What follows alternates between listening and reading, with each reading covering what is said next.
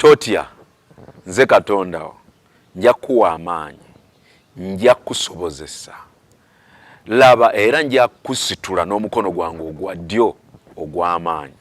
Laba abo bonna abalabe bo olunaku lumu lugenda kukya ng'obanoonya tobalaba.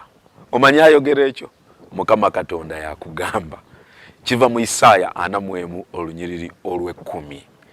Kubanga Mukama amanyi nti bwe tubeera mu nsi muno sitaani atutiisa, omulaba atukangakanga, tuba n'ebirooto byaffe, tuba n'okuyitibwa kwaffe, tuba ne bye twagala okukola, naye omulabe n'atukangakanga.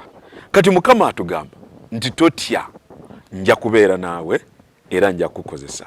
Era Bayibuli y'emu etugamba nti Mukama tatuwadde mwoyo wa kutya, naye atuwadde mwoyo w'amaanyi n'ow'amagezi n'ow'okutegeera.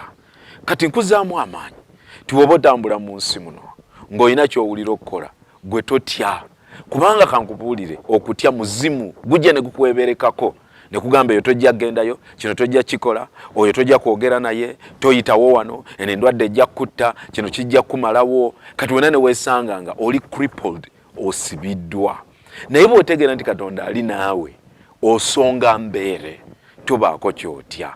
Kati nkuzaamu amaanyi ti Mukama Katonda wo ayagala obe w'amaanyi, obe muvumu, okole byonna bye yakuyitira, olabe ekitiibwa kya Mukama. Toggwamu maanyi, Mukama ali naawe. God bless you.